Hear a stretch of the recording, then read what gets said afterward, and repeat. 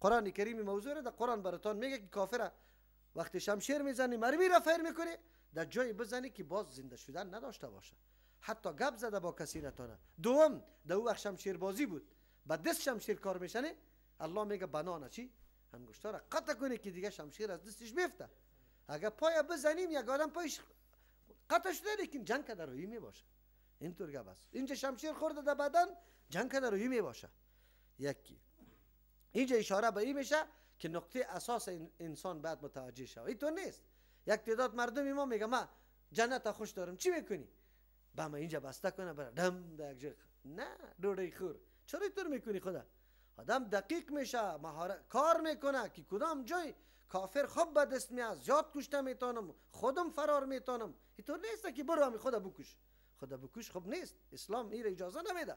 اسلام اجازه میده از تاکتیک کار بگی. اونجا فاما تسقفنهم نامده بود در سوره بقره. فاما تسقفنهم، اگر شما یارا گیر کردی به بسیار زیرکی از تاکتیکا کار گرفته یارا در یک جای محاصره کرده گیر کرده باز بزنیشه. اینطور نیست که همینطور برو. قرآن کریم اینجا حتی تا دینمی حالت جنگی هم میگه سری اعناق و چرا انگشتار بزنی. ذالک بانهم شاقوا الله و رسوله. چرا این مصیبت و تکلیف به کفار رسید و شما کامیاب شدید؟ علت و انگیزه های اساسی زیر قرآن برای ما بیان میکنه. ذالک این حالت بد ناگوار و مصیبت بزرگ و قتل که به کفار آمد به خاطر چی بود؟ بانهم شاقوا الله و رسوله. در دین مقدس اسلام مقابله به خاطر انتقام جویی نیست، معدنا گرفتن و نفت گرفتن نیست، بلکه یا مخالفت الله و چی را کردن، یا خلاف کردن الله را و رسول و پیغمبر الله را. و تناب یا منحصر نیست دیگه. و من یشاقق الله و رسوله، کسی که مخالفت میکنه الله را و رسول الله را، کسی که مخالفت میکنه الله را و رسول الله را، فان الله شدید العقاب، یقینا الله سخت عذاب دهنده است. اون موقع را کلگی به نظر خود مشاهده کرد که دشمن کافر با این نیروی خود چون مخالفت الله و رسول کرده بود الله ذلیل کرد، کلشان مردار شد. لیکن یک تازیانی قوی در فرق سری مخالفین امروزی از الله و رسول شام زده شد. و مردمایی که مخالفت از الله و رسول الله میکنه الله میگه شدید العقاب است، یا در دنیا در آخرت نمیمانه. از او خاطر مخالفت الله و رسول نشوه، حکم الله به باد مسخره گرفته نشوه، نادیده گرفته نشوه. حدیث پیامبر صلی الله علیه و سلم اینطور نگویی که برو یک حدیث است، یک حدیث است. شما این را تجربه کنید، کسی که در مقابل حدیث پیامبر یک نوع بی‌اعتنایی کرده انجامش با سعی کنید که الله در کدام رسوایی را گرفتار میکنه. این را یاد داشته باشه. از اون نقطه جهاد بیاری تا امروزه کسی که حدیث پیامبر را غلط توجیه کرده و بی‌اعتنایی برش کرده الله ذلیلش کرده. حتما الله، چرا کی الله وعده کرده فإن الله شدید العقاب است. پس اینجاست مخالفت الله و رسول درست نیست. اعتماد سری اسباب ظاهری انسان نکنه. تاسف در اینجاست ما مسلمانان مجردی که میگیم مؤمن هستیم میگیم کلی کامیابی برای ما باشد. کجا ایمان؟ همون ایمانی که پیش برای ما تشریح شده بود. ذالکم فذوقوه، ذالکم این عذاب شما سه مخالفین الله و رسول. فذوقوه شما بچشش یا در دنیا خاص دستی مسلمانای نمی طور ذلیل شده، حالی دیگه فکر کنه. و ان للکافرین ایران بدانه یقین بکنه که برای کفار عذاب النار، عذاب آتش جهنم هم است. تنها به این خلاصه نمیشه. مخالفت الله و رسول در دنیا در دست مجاهدین ذلت سرشان میاد، اگر از اینجا خلاص میشه آتش جهنم خبرشان است. یا ایها الذین آمنو، الله علی برای مجاهدین قانونا را بیان میکنه. آداب جهاد چیست؟ یا ایها الذین آمنو، کسانی که دعوی ایمان داره مؤمن خودت تلقی میکنه. اذا لقیتم الذین کفروا، وقتی که رو برو میشه امرای کسانی که کافرا می باشه و دو به دو باشه، یک مانا زحفا به یک جا شدن که جنگی با همی میشه، اینطور میشه که یکی در بین دیگه داخل میشه. فلا تولوهم الادبار، شما نگردانه به طرف کفار الادبار پشتیتانه، فرار نکنی. جنگی رویارویی که شد، جنگی مغلوبه‌ای که برش میگه، باز دیگه خدا فرار نده ولو که هر قدر کافر باشه.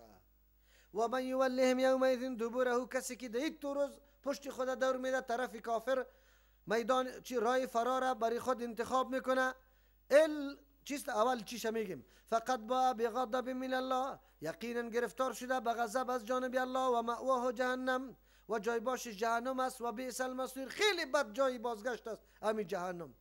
خو اگر کسی پشت خود دور بده طرف فرار بکنه اینطور عذاب است. کسی از پیش مستثنا شده یا نه؟ بله. الا متحرفا لقتال، مگر اگر کسی مایل شونده است تکتیک دکار، تکتیک جدید میکنه، لقتال برای مقابله، برای جنگ، از تکتیک کار بگیره. دشمن فریب میده، یک دفعه خود خطا میده که فرار میکنم، لیکن از نقطه دیگه فرد از پشتش دور بخوره. اینطوری کار اگر میکنه یک، این آدم در جمله فراری شمار نیست. دوم، او متحیزا الی فئة، یا پناه برنده است، پناه بردن است الی فئة، بسوی جماعت مسلمانان. او آدم در جمله فراری شمار نمیشه. چرا؟ یک نفر مقابلی 20 نفر 100 نفر نمیتونه، آلی خود تلاش میکنه که در گروپی مسلمانا خود برسانه. این را فراری نمیگیم. از آیت معلوم میشه که مسلمان قطعا از کافر فرار نکنه.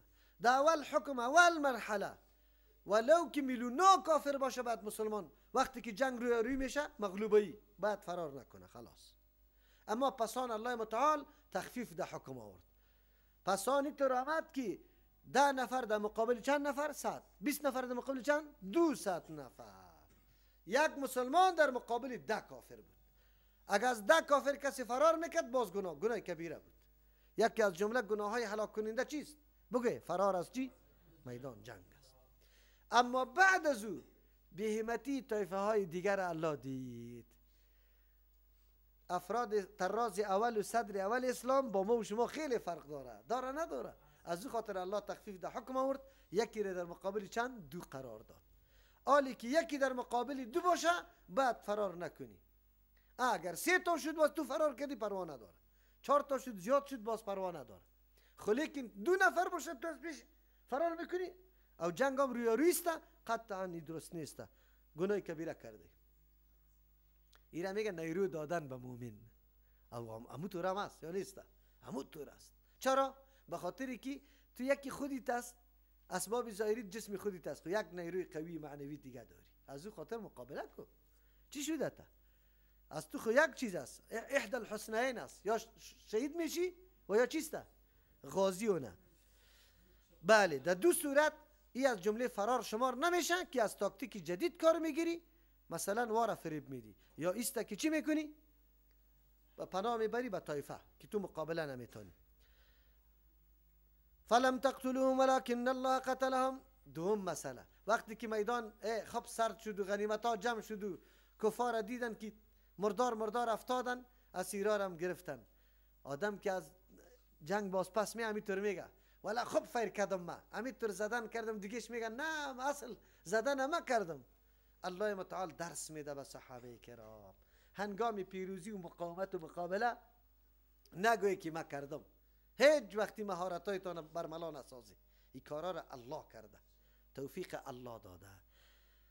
دعوت در کتابا نوشته میکنه اگر کسی سخن بگویه، سخن حق و مردم بپذیره، بعد از او بگویه که خوش باشه که اینا سخن ما اینا تاثیر داشت که مردم پذیرفت، شرک کرده به امر الله، شرک کرده به امر الله.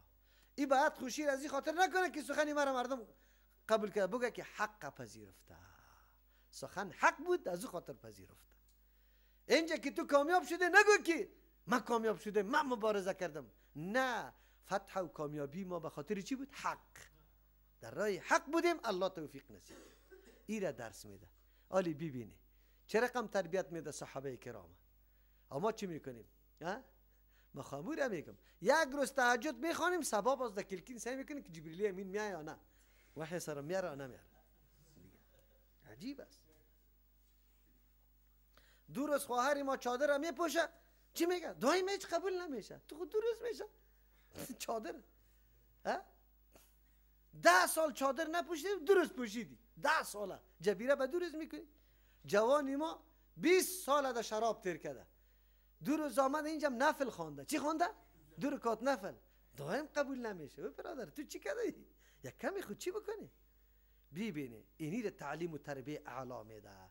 انسان یقینا وقتی که هر عملش به خاطر رضای الله باشه خود کلان نمیتراشه، قطعا نه. قرآن درس میده. فلم تقتلوهم، شما نکشتی مردم را. تاثیر حقیقی یعنی مؤثر حقیقی الله متعال بود. صحیح است زدن از شما، شمشیربازی از شما، رفتن از شما، این گپا کلش بود، لیکن اصل حقیقتی قتل کی کرده؟ الله متعال. ولكن الله قتلهم، لیکن الله وارا قتل کرد، اسباب مهیا و طور ساخت که سبب قتل از وا شد. یک پیغمبر علیه السلام چی میگه؟ پیغمبر در اون موقع هنگامی که دعا خلاص شد یک مشت خاک گرفت، همینطور طرف دشمن چی کرد؟ انداخت. اونو دشمن اونمو خاک الله در چشم کفار برد. کفارات یک دم چیسه چشمای خود در خاریدن گرفت. الله میگه و ما رمیت از رمیت، تو ننداختی، پرتاب نکردی در آن وقتی که پرتاب کردی. تو ننداختی، او پرتاب کرد پیغمبر علیه السلام. نه، اثری که مرتب میشد بالای خاک انداختن او را تو مرتب نکردی. چرا؟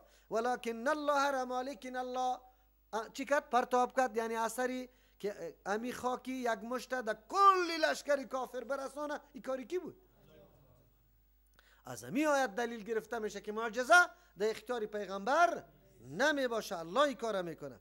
ولی یبلی المؤمنین، و دیگه الله ای کار کرد، یعنی اظهار چرا که میگه که قتل شما درست نیست، وار الله قتل کرده. ولی یبلی المؤمنین، که امتحان بکنه الله مؤمنا را منه از جانب خیش، بلاء به امتحان، حسنا خیلی خوب. که چطور میکنه؟ مقابله آماده است یا نه؟ یک ولی یبلی المؤمنین، که امتحان کنه الله مؤمنا را منه از جانب خیش، بلاء حسنا، به پاداش. اینجا بلا باز پاداش نتیجه نمیگه، به پاداش نتیجه خیلی خوب، عوضی عمل کرده از وقت که خوب فداکاری قوی بود. ان الله سمیع علیم، یقینا الله متعال فریاد شنونده است، هر دعا را میشنوه. علیم میدانه که چه اخلاص است، چی نیاز و ضرورت است. این نیست که همون چیزی که تو میخوای امو برات داده شوه، الله خوب میدانه. خب لیکن دعای بنده خود رد نمیکنه در صورتی که شرایط چی باشه؟ پورا باشه. ذالکم و ان الله موهن الکید الکافرین، ای بخاطر ذالکم یعنی یکی خو ای شد، و ان الله یکی خوی شد که الله شما را امتحان کنه و پاداش نیک در برابر امتحان برای شما بده. دوم و ان الله موهن کید الکافرین، یقینا الله متعال یعنی این کار به این قسم به خاطر کردیم که ثابت شود که الله متعال ضعیف کننده است تدابیر سازشای کی را؟ کفاره. بس اوقات سازشای کفار، پلانای کفار خیلی انسان در لرزه میاره، اما قرآن ثابت میکنه که پشت نقشه ها نگرده. اگه هتلر است، اگه غیری هتلر است. شما از این نظامای بگوی کامپیوتری والا اینطور است، طیاره بی پیلوت داره، اینطور است، اینطور است. نه، انسان که همت داشته باشه، به شرطی که منافق از جمع خودت نباشه که تو را نشاندهی میکنه. کافر سرت کامیاب نمیشه. فهمیده؟ اگر هر رقم اسلحه داشته باشه، قرآن میگه وعده الله متعال است، حتما سازشای کفار الله چی میکنه؟ ضعیف و سست میسازه، ناکام میسازه. ان تستفتحوا فقد جاءكم الفتح، دو مطلب است. یا مخاطب امی کفار است، ای کفار مکه، وقتی که شما برآمده در پوشای کعبه دستایتان آویزان کرده بوده او دعا کرده رایی بوده، اگر شما طلب فیصله میخواسته، فقط جاءكم الفتح، یقین آمد براتان فیصله. حق همو گروه که حق بود الله کامیاب کرد شه، همو گروهی که عزت من بود عزت الله برش داد، همو گروهی که خیلی هدایتمند بود را چی کرد؟ الله غالب کرد دیگه. خودتون خواسته بودی، دعا کرده بودی. و ان تنتهوا فهو خیر لكم، اگر شما قرار شوی از مخالفت پیغمبر و از جنگ کردن با رسول الله صلی الله علیه و سلم، این برای شما بهتر است. چی میکنه که راه مخالفت؟ پیغمبر خود شما را دعوت به از این نمیده که غلام شوی. پیغمبر شما را داد میدان آزادی میکشه که بندگان الله جور شوی، به بت سجده نکنی. چقدر خوب است. و ان تعودوا نعود، الله میگه اگر شما باز میگردی برای به سوی مخالفت پیغمبر، نعود، الله میگه ما باز میگردیم به سوی مغلوب شدن شما و غالب کردن کی؟ مسلمانان. ولن تغنی عنکم، هرگز دفع کرده نمیتونه از شما فئتکم، جماعت و لشکرتان، شان هیچ چیزی را هم، ولو کثرت، اگر چی خیلی زیاد باشه. کسی که مخالفت الله و رسول میکنه الله یاریشان نمیکنه. شرط است که جانب مقابل مسلمانی واقعی باشه، مسلمانی واقعی باشه. یک و ان الله مع المؤمنین، یقینا الله واقعی سخنی است که الله امرای مؤمن است. امر رقم امر بودنی که لایقشان کیست؟ الله متعال است. یا ایها الذین آمنوا اطیعوا الله و رسوله. بله، کامیابی، رازی کامیابی در چیست؟ قوانین جهاد است. ای کسانی که ایمان آورده، اطیعوا الله و رسوله، اطاعت الله را بکنه. اگر امر غنیمت است، اگر صلح است، اگر همه چیز است، فقط الله که کدام دستورات داده، عقل جنگی نکنه، فلسفه جنگی نکنه که نه اینطور نمیشه اینطور نمیشه. و رسوله، اطاعت پیغمبرتان بکنه. ولا تولوا عنه، روگردانی نکنه از قول و سخن پیغمبر صلی الله علیه وسلم. اینا میگه که مکمل اطاعت پیغمبر کنی. طبیعتتون قبول هم نمیکرد، بس پیغمبری کار کرده خلاص. و انتم تسمعون، در حالی که شما میشنوی قرآن و سنت، برای شما وعظ میشه که شما اطاعت کی را بکنی؟ الله و رسول الله را بکنی در هر امر. ان شر ولا تكونوا كالذین، شما نشوی برای کسان مثل کسانی که در نقبول کردن حکم، قالوا میگفتن سمعنا، ما شنیدیم، و هم لا يسمعون، در حالی که یا نشنیدن. یا کفار مطلق است یا منافقین است. شنیدن کدام؟ القرآن کریم شنیدن او را میگه که کسی بشنوه، عقیده داشته باشه و بعد از او چیسته؟ عمل سرش بکنه. 4 مرحله است. یکی مرحله نشنیدن است، هیچ نمیشنوه. کفار قطعا نمیشنوه، هیچ گوش نمیگیره. مرحله 2 منافقین است، و میشنوه لیکن عقیده هم نداره، عملم نمیکنه. دوم میشنوه، عقیده هم داره، مثل که مسلمانای چی گناهگار است، لیکن چی نمیکنه؟ عمل نمیکنه. یکی اوست که هم میشنوه، عقیده داره، چیسته؟ و هم عمل سرش میکنه. این می مؤمنای واقعی است. الله متعال مطالبه از ما اینطور کرده که شنیدن از سخن الله و پیغمبر بینمی ترتیب شنیدن باشه که او منجر به چی شوه؟ عملی کردن حکم الله شوه. اطاعت یعنی دین نظریاتی نیست که تنها مفکوره و در ذهن بپرورانی. این دین عبارت از نقشه چی است؟ عملی، و در میدان بعد در میدان عمل پیاده شوه. از همون خاطر است که شما باید بشنوی و عملی کنی سر جان خود. امروز کدامش است؟ امروز داد از محبت پیغمبر کلگی میزنه، میگه ما بالکل پیغمبر را قبول داریم. خود تا امتش هستی؟ بلی هستم. حدیث پیغمبر را پیش میکنی؟ نه، حدیث خو صحیح میگی، خو امام ابو حنیفه رحمه الله طور نگفته، امام شافعی رحمه الله طور نگفته. چه رقم اطاعت است؟ این کدام اطاعت است؟ آدم ببینه دیگه چی میگه، این خو اینطور میگه. و برادر سنت طریقه اینطور است. صحیح گپ خو زدی، سنت طریقه است، خالی مردم چی رقم کنی؟ رواج ما اینطور است نیست؟ در مرده‌داری امی رقم، در توی امی رقم، در همه گپا. خود چرا اینطور میکنی؟ والا یک بچه دارم باز خفه میشه، در تویش که ساز نبیارم. یک بچه دارم، خوشحالی تنها در ساز آوردن است. عجیب گپ است. الله رحم بکنه. اگر این آیات را انسان میخونه، مسلمان حقیقت مطلب بعد بدانه و بعد از او هم در عمر خود امیر رقم روبرو میشه در برابر اطاعت الله و رسول، و باز هم اطاعت الله و رسول ترک میکنه. بی که الله اینطور مردمان را چی معرفی کرده؟ ان شر الدواب عند الله صم البکم، یقینا بدترین چارپایا جنبنده ها، جانورایی که در روی زمین حرکت میکنه، زنده جان است. به نزد الله او کسانی است الصم که الله متعال برش گوش شنوا داده برای شنیدن گپای حق، اما او آدم خود کر انداخته، گپ نمیشنوه. البکم، امو کسایی که الله زبان گویا برش داده که تو دعوت توحید الله را بده و حقیقت بیان که برای مردم، لیکن او گنگ شده. الذین، او مردم لا یعقلون که و جدایی نمیکنن، نمیارن در بین حق و باطل، از عقل خود کار نمیگیره.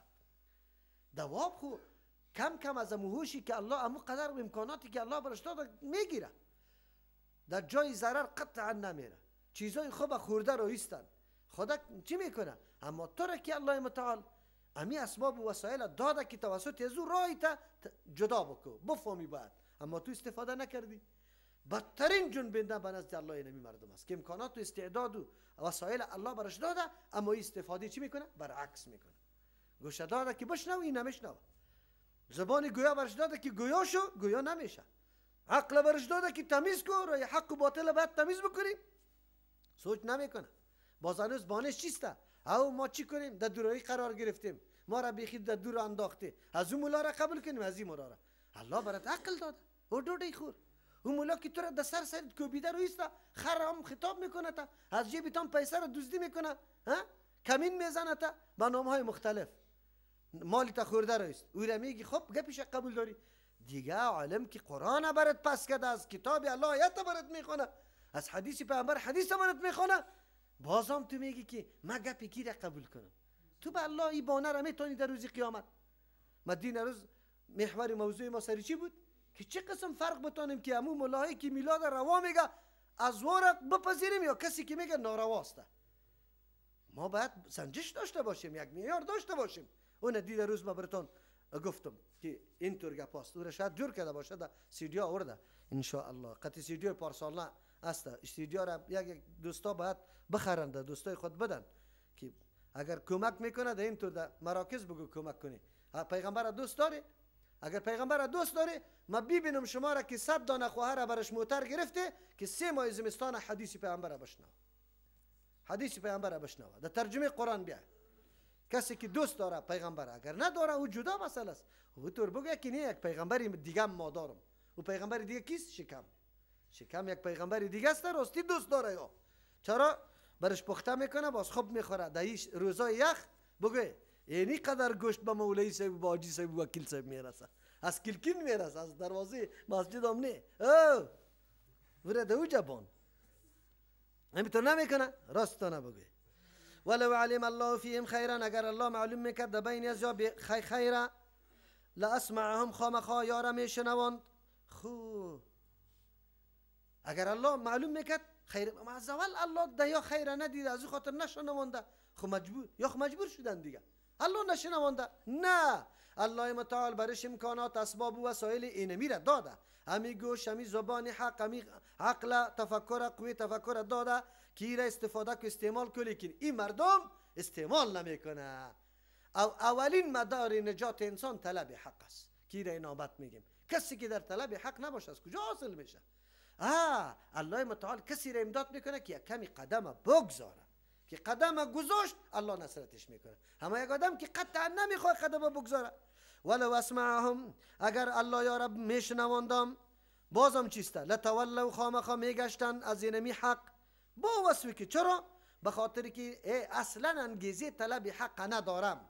اگر الله به سرشان بشنوانم بازم میپذیره؟ نمیپذیره. و هم معرضون، در حالی که یا از دست عناد و حسدشان معرضون، اعراض کننده رو گردان هستند.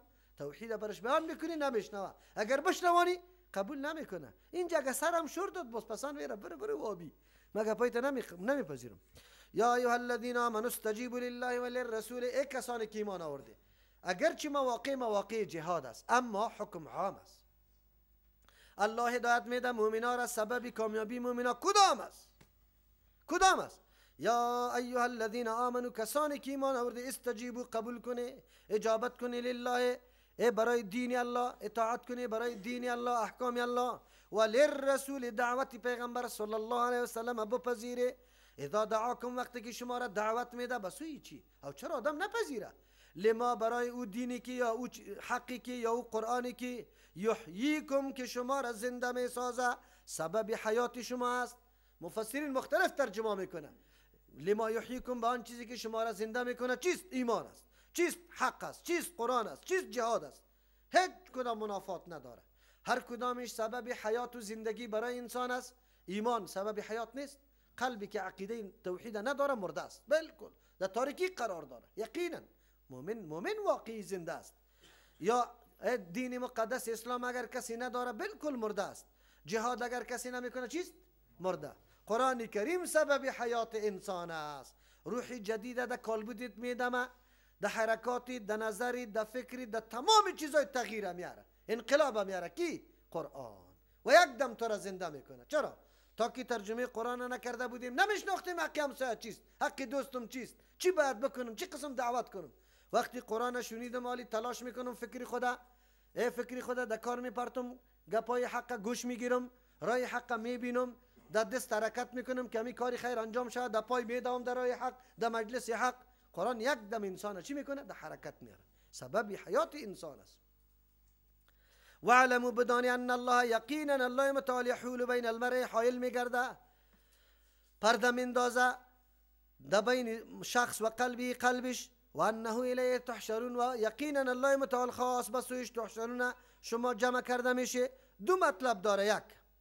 یک مطلبش است ای مردم زمانی که موقع عمل نیک یا کار نیک براتان میرسه تال متال نکنه. چرا؟ انسان عوارض خیلی زیادی داره. شده میتونه یک چیز حایل شود. چه رقم حایل شود؟ الله حایل شود؟ الله خودش حایل میشه؟ نه، امور طبیعی و تقدیری را میاره. آلی خب صحت داری برای جهاد، نگویی که برو 1 سال بعد میرم. نه، 1 سال بعد تو مریض میشی، پایت لنگ میشه، مورقه میشی، دیجا باقی نمیمانی، یک جای دیگه میری. آلی در ترجمه قرآن کریم آلی تو پیسه را موتر میگیری برای تفسیر. نه، امسال خونه شد، در سال آینده میگیرم. دیگه سال دست میزنه تا حتی به خودی تام پول باقی نمیمانه. ایگه پا هر چیز کاری نیک که در موقعیت رسید تال نده، تال فقط انجام بده. یک مطلبی چیست. دوم مطلبی چیست؟ واعلموا بدانی ان الله یحول بین المرء و قلبه یقینا الله متعال حائل پرده میندازه در بین شخص و قلبی، در بین قلبش. چی مانا؟ بس اوقات اینطور حالت میایه زمانی که بری تو موقع و فرصت برای راهیابیت پیدا میشه تال نده. شده میتونه امور دیگه عارض شوه، امون نور یا روشنی قلبت مکمل بپوشانه. تا آلی را یک دیدی قوی داشتی، کارای نیک یه کار انجام میدادی، آلی متاثر شد. چرا؟ در ما حول قرار گرفت که رفت بچه فلانی خب بچه بود والا خب نماز میخواند در جماعت میامد. نه، یک سی رفیقه پیدا کرد آلی میره در پودر در زیر پل رفته. یعنی طور میشه. نکوی کاره. و انه الیه تحشرون. در اینجا مهمترین چیزی که است الله متعال از ما مطالبه کرده که استجابت الله و رسول الله را بکنه. استجابت الله ای را میگه که دستورات الله را آدم بپذیره، عملی بکنه. اما دعوت پیغمبر دو قسم است. یکی کدام چیزی که پیغمبر ما را فرمایش داده که انجام بده انجام بدیم، که میگه منشم. یکی است که آواز بده. از همون خاطر در زمان حیات پیغمبر صلی الله علیه وسلم صحابه در هر موقعیتی که بود که آواز میداد دست صحابی حاضر میشد. یک حدیث که چیستا ابن معلا روایت میکنه، میگه من در گوشه مسجد نماز میخواندم، پیغمبر رسول مرا صدا کرد. من میگه اجابت نکردم. چرا؟ نماز خدا خلاص کرده بعد از او پیشش آمدم. پیغمبر علیه السلام مرا گفت که چرا نامدی؟ الم یقل الله تعالی، آیا الله نگفته که استجیبوا لله وللرسول؟ از امو خاطر است که علما میفرما اگر در نمازی هم موجود بودی پیغمبر برات صدا زد، باید تو نماز اعلام بکنی، بری اجابت پیغمبر بکنی. آلی خب پیغمبر صدا نمیزنه، پیش بر ما صدا زده که اینی کارم است، دینمی را روان شوه. اگر آلی ما امور رای پیغمبر اعلام میکنیم دیگه بداری که مخالفت پیغمبر علیه السلام شده و پس به سوی الله جمع میشیم. الله از ما سوال میکنه. سبحان ربک رب العزت عما یصفون و سلام علی المرسلین والحمد لله.